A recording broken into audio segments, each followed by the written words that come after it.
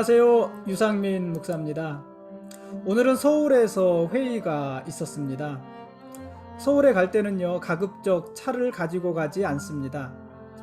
차를 가지고 가면 조금 빠르게 다녀올 수는 있지만 주차 스트레스부터 시작을 해서 별 재미는 없습니다.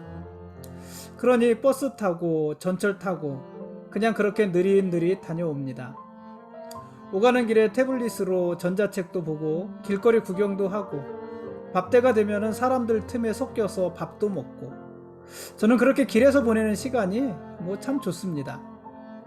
오늘은 감신대학교가 있는 냉천동길을 걸으면서 예전에 제 아이들과 함께 먹었던 국수집을 지나왔습니다. 오늘 밥은 그 맞은편에서 먹었지만은 다음번에는 대기를 좀 하더라도 대기 줄을 좀 서더라도 그 국수집에서 식사를 해야 되겠다 이런 생각도 했습니다. 서대문역 사거리 근처에 있는 강북 삼성병원은 전도사 시절부터 신방차 자주 가던 곳이고, 광화문에서 서대문 사거리를 지나가는 세문안길은 결혼 전에 제 아내와 가끔 걷던 곳입니다. 오늘 그곳을 지나면서요, 늦은 밤 그 사거리 구석에서 제 아내와 싸웠던 생각이 났습니다. 결혼 전에 연애하면서 싸웠던 생각이 났습니다. 예나 지금이나 저는 싸움을 참 잘하는 것 같습니다. 아무튼 오늘 저는요, 이렇게 서울에 다녀왔습니다. 지금 생각해 보니까 오늘 서울에 간 거는 아주 중요한 회의를 하러 갔던 것인데, 어떤 회의를 했는지는 하나도 생각이 안 나고 그저 지나온 길만 눈에 선합니다. 여러분, 오늘이요, 매일 성경 읽기 길라잡이 시작한 지 280일째 되는 날입니다. 그리고 오늘이 구약 성경을 마지막으로 읽는 날이기도 합니다. 오늘 말라기서를 읽음으로 구약 성경을 모두 다 읽게 되는 것입니다. 내일부터는 신약 성경을 읽겠습니다. 앞으로 남은 날이 85일이더라고요. 앞으로 85일 동안 신약 성경을 읽을 것입니다. 지난 280일 동안 하루도 빠지지 않고 길라잡이에 함께 해주셔서 고맙고요. 앞으로 85일 동안도 길라잡이와 함께 해주시고 또 신약 성경을 매일같이 같이 읽어주시기 바랍니다. 하나님의 말씀은 우리 발의 등이고 길의 빛이다 하지 않으셨습니까? 그러한 은혜, 체험이 우리들에게 있었으면 좋겠습니다. 오늘 말씀 보시겠습니다. 오늘 읽을 말씀은요, 구약성경 제일 마지막입니다. 말라기서 1장부터 4장까지 말씀입니다. 이 구약성경의 제일 마지막 책인 말라기서는 이스라엘이 포로 생활 이후, 특히 성전이 재건된 이후 어느 시점에서 하나님이 이스라엘 백성들에게 주신 말씀입니다. 당시 이스라엘 백성들은 하나님의 말씀에서 떠났고, 그래서 그들의 예배 생활, 가정 생활, 사회 생활, 그러니까 성전에서의 생활, 가정에서의 생활, 사회에서의 생활, 이 모든 생활이 전반적으로 타락한 모습을 드러내고 있을 때였습니다. 물론 이때도 여전히 하나님을 예배하기는 했지만은, 그러나 그들의 삶은 하나님과 멀리 떨어져 있었던 것입니다. 이때 하나님은 말라기 선지자를 통해서 하나님과의 언약 백성으로 책임 있는 삶을 살도록 하기 위해서 구체적인 메시지를 전달하시는 것입니다. 말라기라는 말은요, 나의 사자라는 뜻입니다. 나의 사자. 근데 이 말라기서를 읽다 보면은 말라기 1장 1절에는 말라기라고 표현을 했지만은 말라기 3장 1절에 보면은 내가 내 사자를 보낸다 이런 구절이 있어요. 그래서 내 사자 이렇게 표현을 했어요. 사실은 똑같은 말이잖아요. 말라기가 나의 사자 이런 뜻이니까. 그런데 말라기라고 말을 했을 때는 이것이 고유명사가 되지만은 나의 사자, 내 사자 이렇게 말을 하면은 보통명사가 되는 거거든요. 그러니까 보통명사는 어느 한 사람에게만 특정해서 사용하지 않고 여러 사람에게 쓸 수 있는 말이잖아요. 근데 말라기 3장 1절에서는 나의 사자, 보통명사로 표현을 합니다. 그래서 학자들 중에는 이 말라기가 선지자의 이름, 본명이 아니라 그의 별명이다 이렇게 보는 사람도 있습니다. 만일 이 말라기가 이름이 아니라 별명이라고 한다면은 말라기서의 저자가 미상인 셈이 되는 것이죠. 누가 지었는지 모르게 되는 것이죠. 그러나 보통은 이 말라기를 말라기서의 저자인 말라기 선지자 이렇게 보는 것이 일반적이고, 그래서 말라기서의 저자는 말라기 선지자다 이렇게 보는 것이 일반적입니다. 그렇게 보아도 무리가 없습니다. 이스라엘의 역사를 보면은요, 이스라엘 백성들이 하나님과 맺은 언약의 말씀을 잘 지켜 행할 때 그 나라가 크고 강성했고요, 개인적으로도 부유한 삶을 살았습니다. 그러나 이스라엘이 하나님과 맺은 언약을 버리고 우상을 섬길 때, 그때 하나님께서는 주변의 크고 작은 나라들을 들어서 이스라엘을 징계하셨습니다. 그러니까 이스라엘 나라도 어려웠고 개인의 삶도 어려워졌던 것입니다. 우리가 지금까지 쭉 살펴본 내용들이지만은 주전 722년에 북이스라엘이 아수르에 멸망하잖아요. 그 사건이나 주전 586년에 남유다가 바벨론에 멸망하는데 이런 사건이나 이런 것들은요, 결국 이스라엘의 죄악 때문에 말미암은 것이었잖아요. 이스라엘의 죄로 인해서 북이스라엘도 망하고 남유다도 망했던 것입니다. 그러니까 이스라엘의 흥망성쇠는 그들의 죄와 깊은 연관이 있는 것입니다. 어쨌든 하나님께서 이스라엘을 멸망시키시는데요, 그러나 하나님은 이스라엘을 완전히 버리지는 않으셨습니다. 하나님은 주전 539년에 바사왕 고레스의 칙령을 통해서 이스라엘을 예루살렘으로 귀환시켰습니다. 그리고 주전 516년에는 수룹바벨의 주도로 성전을 재건하게 됩니다. 우리가 지금까지 쭉 했던 이야기들입니다. 어쨌든 성전을 재건하게 됩니다. 말라기서는 그 시기 이후의 역사적인 상황 속에서 기록이 된 거예요. 그러니까는 이 말라기서가 기록될 시기에 대해서는 물론 좀 이론들이 있습니다만은 일반적으로는 이스라엘이 바벨론 포로 생활을 마치고 유다로 귀환했을 때 그 이후, 또 유다로 귀환하고 나서 예루살렘 성전을 재건했을 때 그 이후, 이렇게 보는 것이 일반적이라는 거예요.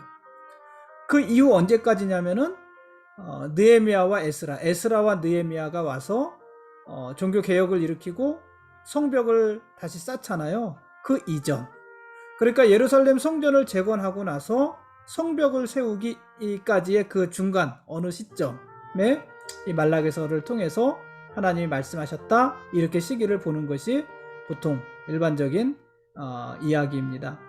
그러니까 이때가 성전을 지었지만, 그래서 성전 예배가 회복이 되었지만은, 그러나 사실 이스라엘은 가장 부패했던, 타락했던 시대 중에 한 시대가 또 그 시대이기도 한데, 그 시대에 하나님께서 주시는 말씀이다 하는 말입니다. 그 당시 이스라엘은요, 성전도 가정도 사회도 총체적으로 부패했던 때입니다. 그때 이스라엘에게 하나님이 말라기 선지자를 보내주시고 그 선지자를 통해서 이스라엘에게 새로운 영적인 각성을 촉구하고 계시는 것입니다.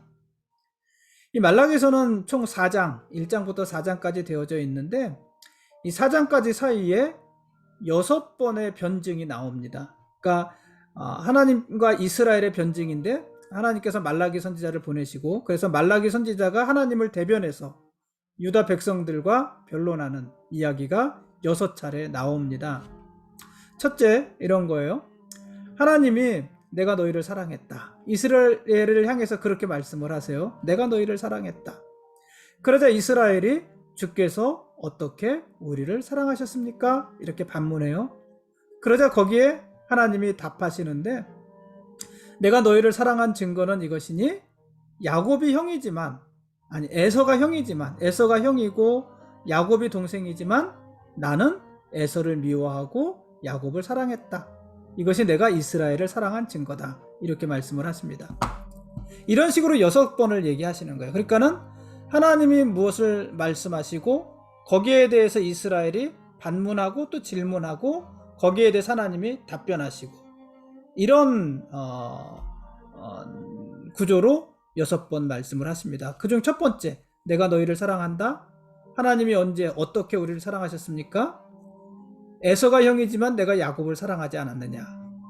이렇게 말씀을 하시는 것입니다. 둘째, 하나님이 이스라엘을 향해서 내가 아버지지만 너희는 나를 공경하지 않았고 내가 너희의 주인이지만 너희는 나를 두려워하지 않았다. 이렇게 말씀하십니다.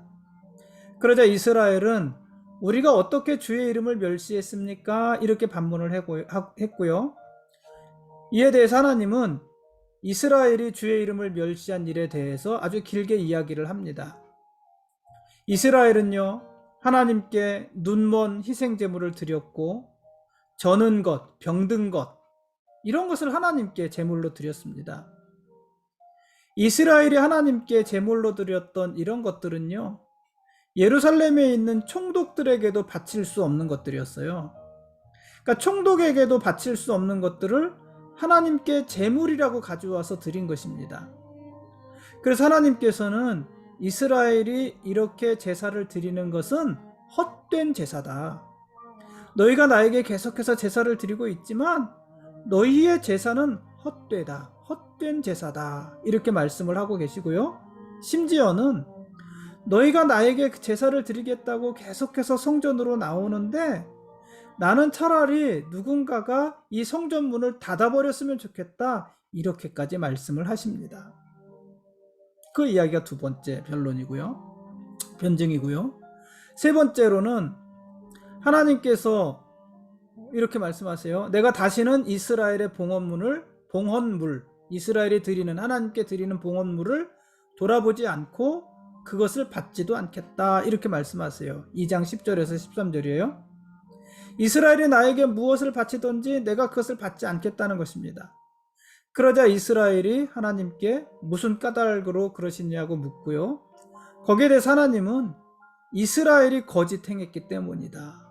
거짓 행한 일들에 대해서 이야기하시고 거기에 대한 개혁을 요구하십니다. 이게 세 번째 변증. 네 번째로 하나님이 너희가 말로 여호와를 괴롭게 했다. 이렇게 말씀을 하세요.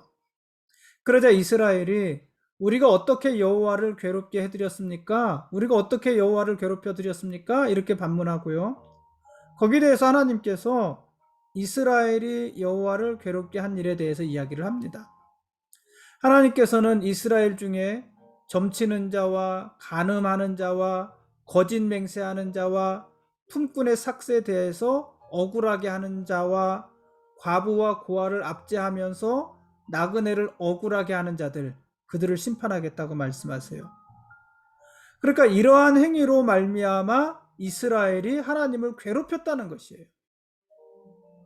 여러분, 우리가요 이렇게 사람들에게 함부로 하는 것, 어떤 사람들이에요? 가난한 자와 과부와 고아와 나그네와 이런 사람들에게 함부로 하는 것, 품꾼에게 주어야 될 그 삭스를 제때 주지 않는 것, 이러한 것들이 하나님을 괴롭히는 일들이라는 거예요. 그게 네 번째 변증입니다. 다섯 번째, 하나님께서 이스라엘을 향해서 너희 조상들의 날로부터 너희가 나의 규례를 떠나 지키지 아니하였다. 그런즉 내게로 돌아오라.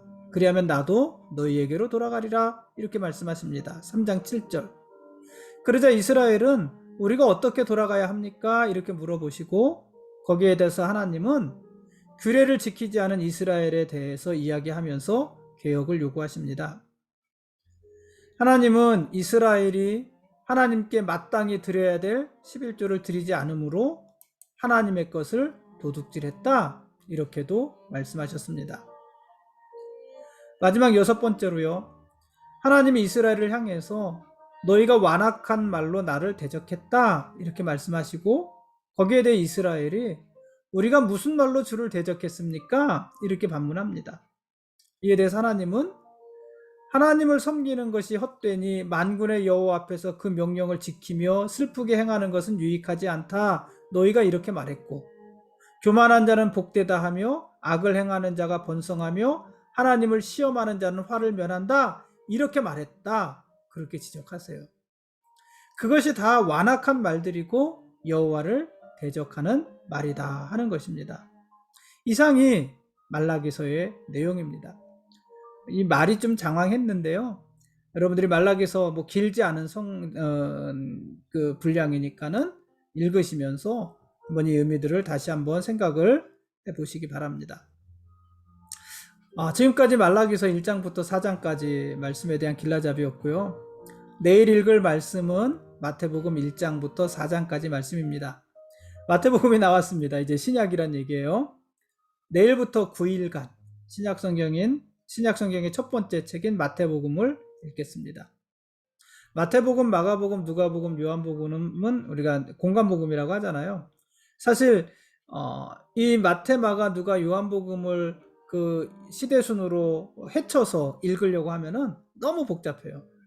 그래서 마태복음, 마가복음, 누가복음, 요한복음을 따로 읽을 것이고, 그 뒤에 사도행전은 한 축이에요. 사도행전이 그 신약성경의 큰 축이라고 할 수 있죠. 그 뒤에 그 사도행전과 뒤에 나오는 서신서들은 이 사도행전에서 다 이렇게 그 역사적인 어떤 사실을 공유하는 것이잖아요.